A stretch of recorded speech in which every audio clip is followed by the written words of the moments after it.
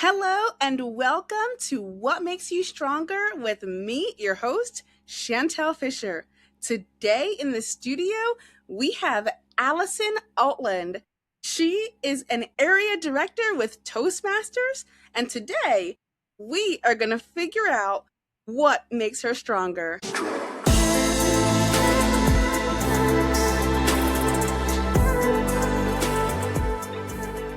Alison, thank you so much for joining me in the studio. How are you doing tonight? Thanks, Chantel. Thanks for having me. I'm excited to be here, and I can't wait to see how this episode goes. Awesome. Yes. Now, you said this was your first time doing a podcast, right? Yes, yes, it is. No, that's so awesome. For many of you who may not know or who haven't watched the first or second episode, I'm in an organization called Toastmasters, which helps people develop good speaking skills and leadership skills. And we have the pleasure of having Alison in the studio, and she is one of the area directors in the organization. So she is taking on that leadership role very, very well.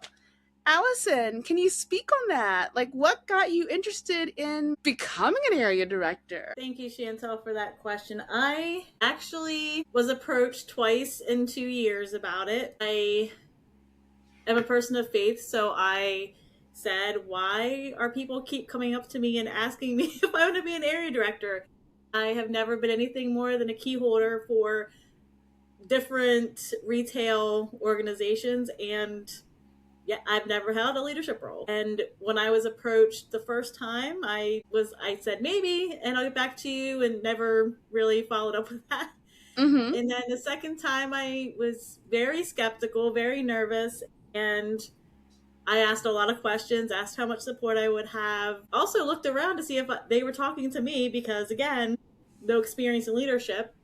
Really? Yeah, none at all. And I think I just even though I didn't know the person at all, I took a leap of faith, trusted that what the person was telling me I was going to receive and support was factual. Mm-hmm. I didn't know this person, so I didn't know whether to trust them or they just had a role that they were trying to fill, and it was hard to fill for them. But I still had to go through the interview process, and I'm not sure how many people were interviewed, but at the end of the day, I took the leap, and you can do it for 1 year or you can do it for 2 years, and decided to do the second year, and it's almost over in 8 days. So now, I didn't know that there was an actual interview process. Tell me about that. yeah, so it's basically a conversation about why you want to be an area director and your experiences with Toastmasters and just in general, and see how your personality fits into the role, and see if you are a good fit for the position and what they're looking for in that current organization. Trio is what they call it. They have a trio that interviews you, and just to see, if you fit in well with the personalities, if you will, Yeah. that are already in those roles for other areas.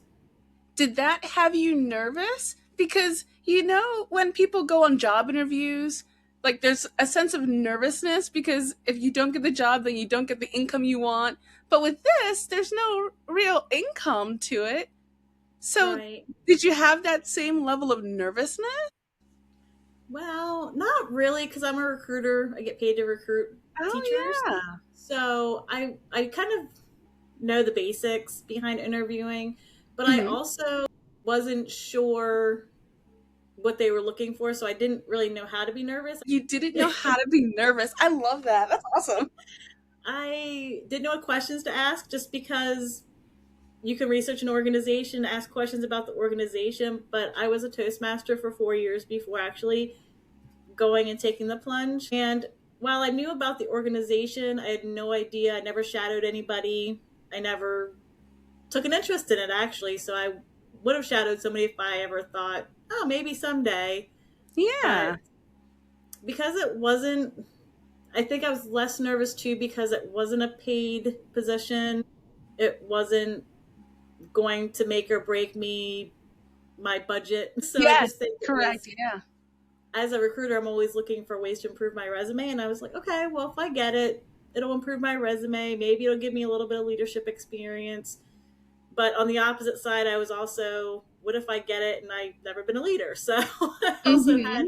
I had the little devil and the little angel on my shoulder, and it's like, Yeah. well, you can't do it, and then it's like, well, I can do it, but I need guidance. So it all worked out. So What is one of the biggest things that you've learned about yourself throughout these past 2 years that you didn't expect to know about yourself? it's easier for me to step outside my comfort zone now. I still have fears. I don't know all the answers, and one of the things that I am having trouble with, since I am going into a division director role in 8 days, is who am I to be in this position? Because there's been people in the organization that have been in Toastmasters longer than I have more experience, maybe have been in contests, one international contest, or have been a district director or international director. And who am I to tell these people what to do? So So that's are you feeling like a bit of imposter syndrome? a little bit. Yeah, I feel that, I don't know. I just feel, especially following the division director currently, it's going to be a hard task because, she was very good and I know she's going to be greatly missed. But we also have a new district coming together, and being part of a startup. I'm used to being a part of a startup because when I worked at DHL, Oh, I was part of a startup for the recruiting center on 15. So I'm used to that, but I think that's part of the reason why a lot of the positions weren't getting filled, because people just kind of want to see what the new district's going to look like and mm-hmm. how things are going to go that way. So it is a little intimidating because it was open for so long. We're still looking for area directors. So it's not, you're jumping into a role where everything's already nice and neatly put together. And Yeah. I just think it's exciting and challenging time because you don't know what to expect, and people don't like change as normal. People don't like change, which I don't like change, but we can't help it. You're either on board or not. So we have to figure that out this coming year with the new district. I really love that mindset of just like figuring it out and kind of doing what's necessary. And there's do you feel like Toastmasters and taking on that leadership role of being an area director gave you more of a sense of like duty or a sense of like pitch in and help kind of attitude? Or have you I always had that? I yes and no, a little bit of both. I think I saw a need where we need a division director, and if you care enough about your organization to make it thrive, it's somebody has to do it. And if somebody says, well, somebody's going to do it, why can't that be you? So I know I'll have the support. I know I was on an hour and a half conversation with the person that I would be under, and addressed all my concerns. I put it all out there. And I said, look, if these can't be things that you think I can do, just tell me. I'd rather, obviously you want somebody in the role, but you don't want somebody in the role that's not going to be good for the organization or the division.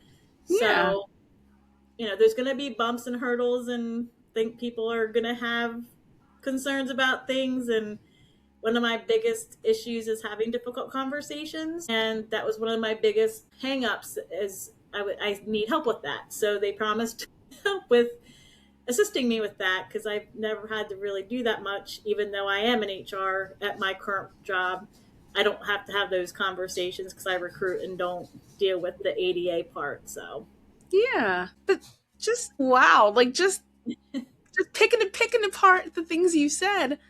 The fact that you've had that hour and a half long conversation, you were able to ask all of your questions and get all of your concerns, you know, basically answered, get validation for why you're in the role or why you're about to take on the role and how you're a good fit for it. And even thinking about ways that you can improve in the role personally by strengthening, yourself as far as having difficult conversations. I think that's honestly like a win-win. What do you think? Like that's so cool. yeah, I do too. I just always look for ways to improve myself, and having difficult conversations at a paid job is kind of a little bit more nerve wracking than a volunteer organization. because you can practice it versus if you practice it at work, you don't know how those conversations are going to go. And as we all know, we need a paycheck. So I try not to Yeah. test the boat too much. Try not to rock too many boats. I understand. To be able to test those theories and those abilities in an organization where it's not, you're written up for something that you said that maybe you shouldn't have said, or you're written up for, maybe fired for something that you shouldn't have said in the heat of the moment. I don't do that, but you don't know how conversations are going to go. Alison, I think you're going to do fantastic as a division director. Thank you. I really do. Honestly, like, again, just the fact that you care about showing up in the role and being there and being dependable, it blows my mind. It's awesome. I think you're really going to do great.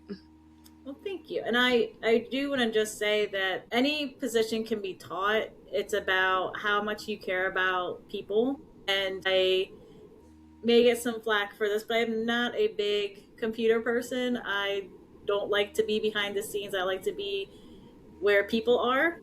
And I like to be seen. A lot of times in certain roles, you may not see people because it's not part of their job.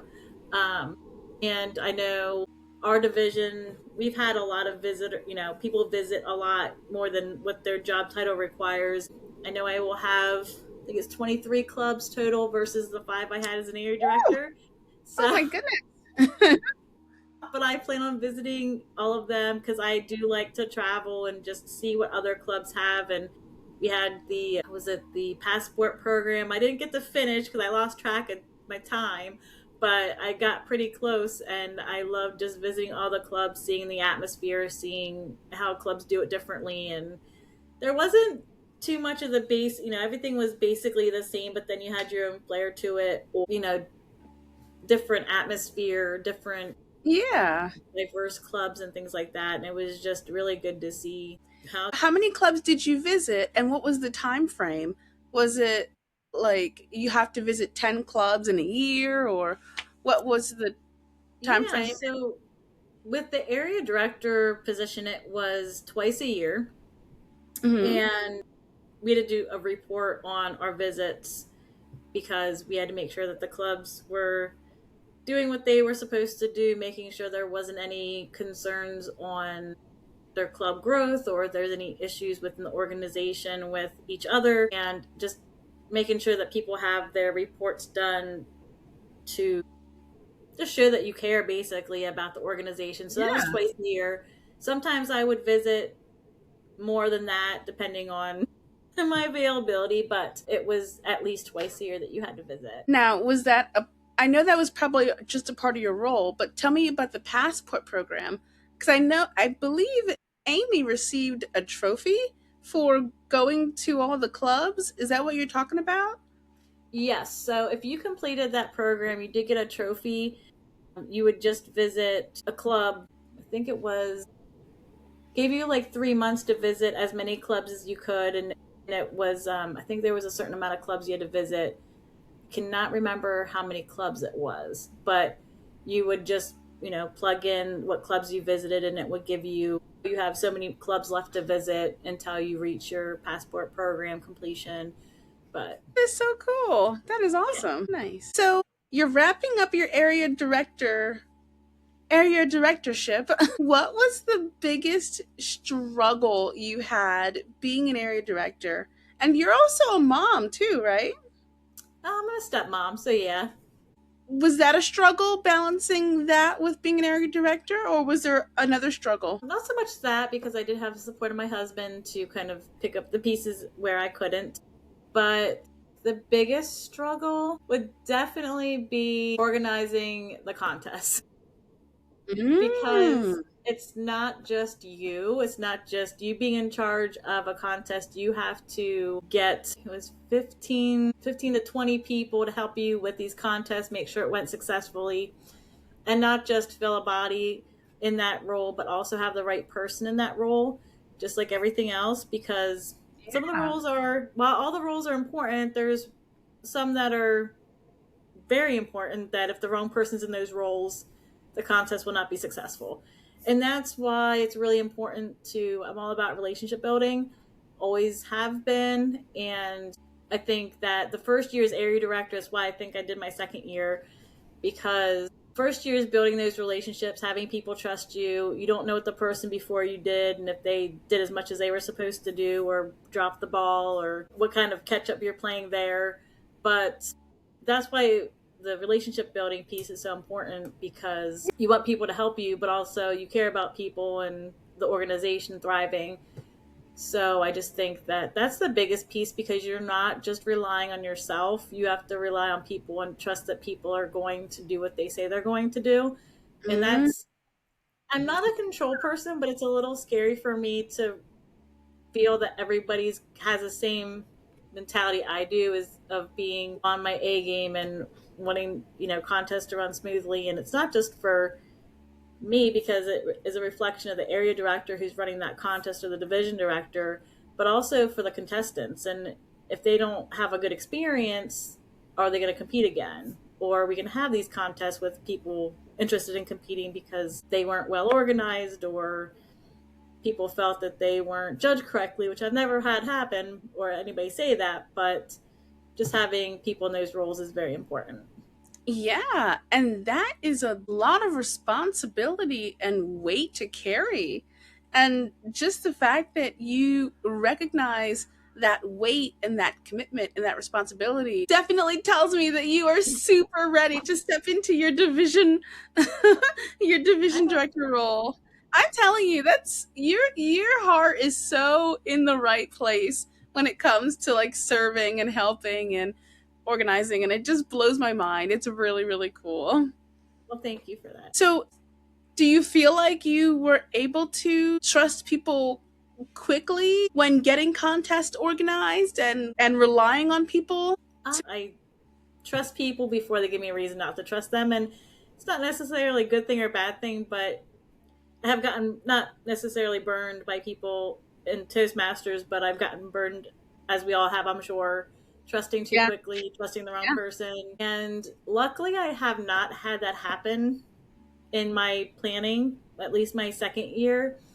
My first year, it was brand new. I relied a lot on my division director, was scared because Oh, I think I was just asking a lot of questions, which is fine, but I think I was overly nervous and overly detail oriented, and making sure that if I was going to do a second year, I did it right and didn't have to rely on people as much. So I think the people that did support me, the both years actually, I learned who to reach out to, or I had my division director reach out to people. So it was, I also had support of others to help me with those, the yeah. relationship they had with other people that maybe I didn't know. And yeah, I just think it's your support system. Honestly, it's, it's not all falling on you. It's your division director, your district director that helps you too. Because at the end of the day, it's our division, our district, and everybody wants it to be successful. So it's not me, or it's not I'm successful, everybody else is successful. If I fail, the division fails, the district fails. If I'm successful, everybody's successful. So it's just a matter of, again, caring about the organization and trusting that the right people are there to help you and assist you when you have those gaps. Isn't it awesome how we honestly have a really great district? Now, I know our district is transforming and we're getting new. I guess we're just combining clubs, or we're getting new clubs. What is actually happening to our district? So we are, as of an 8 date, well, 9 days, I guess, technically, because July 1st is our new year that starts Toastmasters 26-27. We are actually going to be District 221. Now, your club is actually in my division, obviously, but I do have two clubs from District 18. I think there's only two districts or two clubs from District 18, so there's not a whole lot of change on my end. But I know some other divisions may have a little bit more of a change than we do, but we still have all the pretty local ones, and then we have Chambersburg, Williamsport, and Ephrata. So there's three that are from the combining of the districts is what we added to what was already there. Nice, nice. So Yeah. we're growing. Yes. Yes, for sure. I believe that our core District A clubs, honestly, from doing the contest and networking and meeting people, they're all super freaking nice. Like, I have not ran into a mean, negative Toastmaster yet. Knock on all the wood. This is what I'm knocking on it. And so when you said something about like relying on people and trusting that they're going to do the right thing and doing it for the organization and having a willingness to help and grow, and I think that just speaks to our district. Everybody is there to help and to make it better, not to tear down or make it worse. And yeah, I have not met a bad Toastmaster yet, or like a negative Toastmaster that I'm just like, oh, why are they here? They're so negative. I haven't. Yeah. What about you? Have you run across anybody that's like, oh my God, why? Not negative, but very unwilling to change because they've been a Toastmaster for a very long time. Which again, I mentioned nobody likes change earlier, including myself. But I'm waiting for somebody to say something about the way things are being done because I'm not in charge, right? I'm just the division director, area director, and I'm not in charge of anything really. And I take orders from whoever, just like at a job. Your supervisor, manager might be saying things to you or things that you have to do, but it's not coming from them, it's coming from somebody else. Unless you're the CEO, then you dictate everything that happens. But I'm waiting for somebody to say, we shouldn't do it this way or that way, or District 38 or District 18 didn't do it that way. And that's not really something we want to hear. We want to hear that, we're embracing the new District 221. And you got to speak up, girl. Like, Toastmasters have a voice for a reason. Yes, yes. I think it's time for you to speak up. I'm just waiting for somebody to, not that anybody has in the past, but Allison, I think that person is you. I think it's you, girl. Well, I hope that I do it justice, and I know I'll have the support system.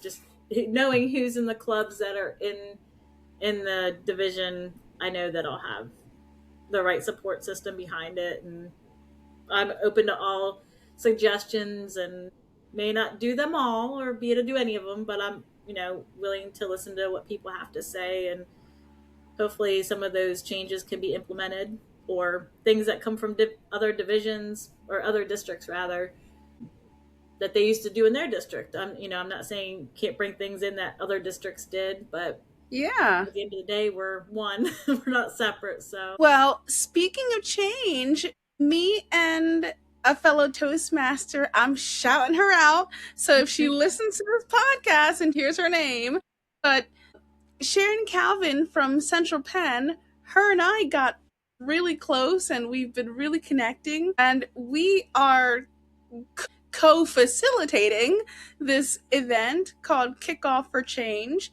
Have you heard anything about that or seen flyers or anything? It's funny because as soon as I saw it, I registered. So nice.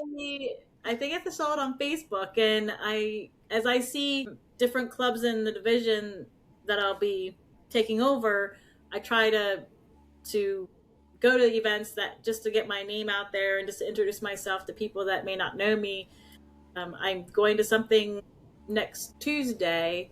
As a matter of fact, one of the clubs is having something not far from my house, and I'm like, I'm free, so I like to go and support. And as I see other events happening, I'm going to do my best to get out to certain things to just kind of show my support, even though I don't have to. But that's just the beauty of Toastmasters. You don't have to do anything.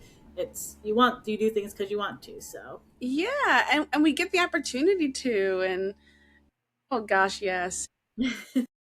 But just to speak to what you're talking about as far as change, the whole idea behind Kickoff for Change is just to get more inter-club interaction, because we have the conferences and we have the contests, but we don't have any mixers really, like standalone mixers. And so Sharon Calvin had the great idea of, you've heard of a block party, right? Yeah. Yeah. So she's from Philadelphia. I was born in Philadelphia. And summertime, it's just known for block parties everywhere. And growing up in Philly with lots of block parties, there's just lots of community and lots of, you know, all the neighbors coming out and being connected. And I think she said this beautifully. Toastmasters is an international organization, and we have clubs everywhere. Why are we not all mingling together and just conversing and talking and sharing ideas? And so she and I put this event together, and it's, I don't know, necessarily know if it's the first of its kind, but it's definitely something that we want to, make happen and realize its full potential. So thank you so much for coming and showing your support. And I do love that. Well, I think only 2 clubs know what's happening. So I am in the works of putting something together to try to get all the division or all the clubs in the division together. Looking Oh, at a mid-September date, but I don't want to give it away because the clubs will. I will be telling all the clubs soon. I think all the clubs will know pretty soon what's going to happen. But I am coming up with something where it's going to be essentially located as I can make it, and yeah, I'm excited to hopefully have it happen. That's the other thing. I don't know if it'll happen, but I have this idea, and I ran it by my soon-to-be district director, and they were excited for it. And hopefully, I can make it happen. I just don't want to promise something and then it falls through. But that will be coming out in an email shortly, because I don't know if we'll get to all the clubs in the amount of time I want to. But yeah, I'm excited for the event. And not only did your event kind of spark an idea, but we had an event at the school I work for, excuse me, and it sparked an idea. So I really hope it can come to light and bring people together that may or may not know each other. So that's awesome. I love that. I love that. Very, very cool. So now as you're stepping into this, division director role, what are you looking forward to? What are you most nervous about? What's your mindset? what are all the feels, right? What are the feel? I am terrified. Hey, honesty. Love it. We love it on the podcast. We love being honest. Yes. And my division director currently is aware, and my district director, that will soon be my district director, is very much aware of how terrified I am to Yes. take on this role, because I was one of those that said, can I just shadow somebody? Can I take a year to think about, just to see what they do? And yeah, I just, I hope I do the role justice, and I think I have the heart for it. And I just hope that people aren't disappointed in the new year. But one of the things I'm looking forward to, I think, is just growing more, because I can now say that I have leadership experience, and I'm actually doing a speech on this tomorrow night a little bit. But my boss actually called it out in my review I this love year, that. and it was that he was proud of how much because I talk about Toastmasters all the time, and he was very proud and impressed with the drive Dedication. I had for going and doing the area director role. And it was it before I agreed to do division? I think it was. I think the review was part of when I decided to do division director. And it just shows you that I don't really give speeches for my job. I don't have to speak in front of a bunch of people. I did a speech for 2 minutes of that in 2 years, or been there for 4 years, and talked to 900 people on a virtual call for 2 minutes, 2 different times. That was the extent of my public speaking at work, or having to do it anywhere other than Toastmasters. But I just like how it affects my life outside of Toastmasters. And you think of Toastmasters, okay, public speaking, but what people don't understand is the confidence that you get from doing certain roles. I've been a VP of membership, I've been a sergeant at arms, I've been a VP of PR, I've facilitated officer training roles, and then maybe that was why people thought that I'd be good at the area director, because of the facilitation I did for those. But each time I do something, even this, I've been nervous about everything that I have done that has been a first, and I'm now not afraid to do the first as I was before I did area director. Even because I was a Toastmaster for 4 years before I even was a area director. Yeah. And I've seen people do the officer roles, and I'm like, I don't know if I can do that, and I don't know if I can do sergeant at arms, and I don't know if I can do VP of membership, and then it was, I don't know if I can do area director, And now look at you. Now look at you. Look how far you've come and everything you've done up until this point. I should call this episode like my support system because I can't say enough. Alison, Yes.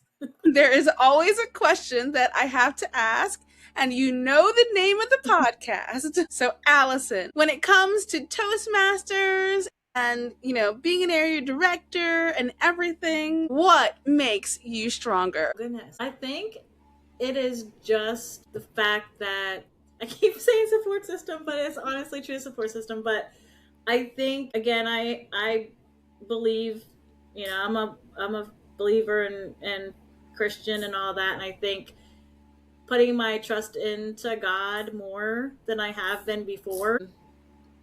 I know that nothing that has happened up to this point in Toastmasters and every role that I've done has only led me to something bigger. And it's just knowing that if you make mistakes, it's not the end of the world, because that's my biggest fear going into these roles is I'm going to make mistakes. I already know that. I'm going to make mistakes if it's sergeant at arms, if it's VP of membership, if it's area director, division director, CEO of whatever company, you're going to make mistakes. And it's just a matter of you realizing that mistakes are going to happen. We're not robots, so nobody's perfect. And the way you react to your mistakes, I know if you make a mistake and you're genuinely sorry about it and you don't make that mistake again, and then you kind of focus on each mistake that you've made and you make it a habit of not doing that over again. Yeah. I think that can make you stronger. And I think also, do you think that has made you stronger by learning from your mistakes and growing from them? I think it has a lot to do with my work relationships with my boss too, but knowing that people do generally want to see people succeed, and having people cheer you on even though you're like, I have no idea what I'm doing. And people thinking that you know what you're doing, they always say fake it till you make it. I am not a good faker because I'm very open and honest about everything. So I'm not a good faker, but at the same time, people will, I think, appreciate more when, and again, I'm not a big title person. Like, yeah, I'm an area director. I'm going to be a division director. But when you admit in those levels of any organization that you're going to make mistakes, I think people respect that more than you thinking you know everything. Or, my biggest fear is somebody comes to me looking for an answer and I'm like, I don't know, I'll have to reach out to somebody about that.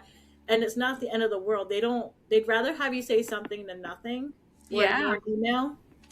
And I think that's the most important thing, is how quickly you communicate too. You don't have to have an answer for their question, but at least say, got your email. I'm going to reach out to somebody that can help me, because again, I'm going to be learning this role and I have no idea what I'm getting myself into. But at the same time, people should respect that because there's somebody in the role, whereas there could be nobody in the role. So, and we do the best we can. And there's going to be people that aren't going to be very positive about changes, and there's people that are going to be supportive. And knowing that just is going to make me stronger in how to deal with those difficult conversations in the future. So I'm just prepared and ready for whatever people want to throw at me at this point. So. Well said, Alison. Well said. Thank you. Absolutely. Oh my goodness. Man. So you've got 8 days. Are you just taking a pause and reflecting on everything that you've been through, everything that you've learned, and how you're going to carry it into the future? I'm still very excited, very nervous, but it's not. I do know the new district director a little bit. I've had conversations with them in the past, well before we had our hour-and-a-half conversation, and I just feel that all the pieces are fitting at the right time, because I have a friend that's a coworker, not coworker, but a friend who is a division director of another division, and I kind of know the district director, and I have support of the current division director, and I just know that I have a big support system. So I'm terrified, but at the same time, I know it'll be okay because I've been terrified to do the officer roles and got through that. I was terrified to do area director, and I'm almost done with that. And it really has been rewarding because I get to hear people's concerns and take it to where I can, but also know that tell them I will do my best, but I can't promise anything. I think honesty is what people respect. And if you're Yeah. like, oh, I can make all this happen, realistically, you can't. But at the same time, Mhm. you try to do what you can and make the higher ups, if you want to call it that, help you as much as possible to make members understand that their voices are heard and that we care about what they have to say, and not just, oh, okay, well, you have to listen to what I have to say for now and then forget about it later and don't take it to anybody. And I just think that that's never happened here. I've never had a situation where nobody genuinely didn't care about Yeah. somebody's views or opinions on something. Sometimes it is what it is, and we can't control it because it comes from somewhere else that we can't change. Yeah. So it just depends on how much we can change, and it's just a matter of just being a overall good person, and you know empathetic, sympathetic to what because people are Toastmasters, yes, but they also are moms, dads, have fur babies, and they have a life outside of Toastmasters that somebody can't always make a meeting, or they can't help you with a contest because they have prior commitments, or they can't make a meeting that was scheduled last minute because they have prior obligations. So Yeah. just understanding that people generally want to do what they're supposed to do in Toastmasters, but there's also not a work-life balance, but a Toastmasters life balance that we Yes. have. I love that. A Toastmasters life balance. I love that. I love So we have to understand that we're people and not robots, and not solely just Toastmasters. We're people outside of Toastmasters. So yes. Okay, Allison, as we wrap up, I have one last question to ask you, which I think you are definitely going to appreciate. What is one piece of advice that you would give anybody stepping into a new leadership role, whether that's within Toastmasters, like taking on area director or a club officer role, or even outside of Toastmasters? Let's say somebody got a promotion and they're scared to step into a leadership role. What is good advice for them that you may have? yeah, I would just say, I know this is going to sound cliche, but trust your gut. I When I stepped into each role, I was nervous, and again, never been more than a key holder until I took on the area director role. But if you have a genuine heart and caring for the position or the organization, they're going to see that. And also, you're not being put in that role because you can't do it. People aren't promoting you within your organization because they think you're a bad employee, right? They think that you've proved yourself, that you Yeah. have done things that people are like, oh, that person would be a really great president of Toastmasters, or this person proved themselves and they deserve to be a supervisor of whatever department if you're outside of Toastmasters. Or if somebody's coming to you about an area director role, it's not to just fill a position, it's because they see something in you, they see leadership experience, possibilities, and potential. If even taking something as it may be small, but a functionary at a club officer meeting. It might only be in front of 5 people, but if you do those well, because we do have feedback forms, and then that goes into area director possibilities, and it keeps going up as you've seen with Yeah. me. But nobody's pushing people into roles that they don't think they can do, and it just starts with your confidence in yourself. Because I, for one, am not a confident person. Well, I've become more confident since Toastmasters, but there's still times that I question my life choices. Oh, But I think we all do. I think yeah. we all go into a role and we are terrified. I think Toastmasters or not, I think you just have to understand and really think about, you don't jump at a yes or jump at a no. You really think about, am I being approached, or why am I being given a promotion, and really think about, and if you have those questions, ask. You can always ask your supervisor, ask the person coming to you, that why do you think I'm a good fit for being an area director or being a supervisor at the organization. Sometimes you already know the answer for the supervisor in your organization, but sometimes it's nice to hear without somebody just asking without the reason behind it. So if there's a slight chance you might say yes, but you're terrified, embrace the terrified and just go for it. I love that. I like that advice. Wow, Allison. This has been fantastic. I am so happy that you decided to, come on the podcast, and I'm happy that this was your first podcast. Yes. I think this was fabulous. Thank you so much for being on. Yeah, it's a chance for me to help her do something for my first time, but also helping you back to when you helped me in the contest. So I appreciate that as well. And it's not I help you, you help me type thing, but it was definitely, it's a first for me. Let me embrace this and see what happens. Yeah, and you dropped some amazing nuggets of wisdom on us, and you were honest. You were like, I'm a little nervous. I'm a little scared terrified in this position. Just your realness, I think, helps us all realize that it's okay to be afraid. It's okay to be nervous, but you do it anyway. To make yourself better, to make yourself stronger. So just thank you so much for, again, coming on and speaking candid. And I know, like I said, you're going to do fabulous. Just the way I hear you talk about Toastmasters as an organization, the way I hear you talk about supporting not only clubs but people in general, even the way you're supporting me, it's beautiful. Oh my goodness, I'm just so excited. I really am. Well, thank you for that. And I will say really quickly that the reason I even got into Toastmasters is because I wanted to do something that terrified me, and I did not think 6 years would be how long, because I have no desire to quit anytime soon that I know of. But I was either going to get on a plane or do public speaking organization, and I still have not gotten on a plane. So here I am. I thought maybe 6 months, and that was going to be prove to myself that I did something that terrified me, and now it's been 6 years. So yes, definitely a very supportive organization that will get you outside your comfort zone, whether you want to or not. Did you hear that, everybody? If you didn't hear that, that means join Toastmasters. It's such an awesome organization. Yeah, thank you for that. Thank you so much, Allison. Thank you so much. You're welcome.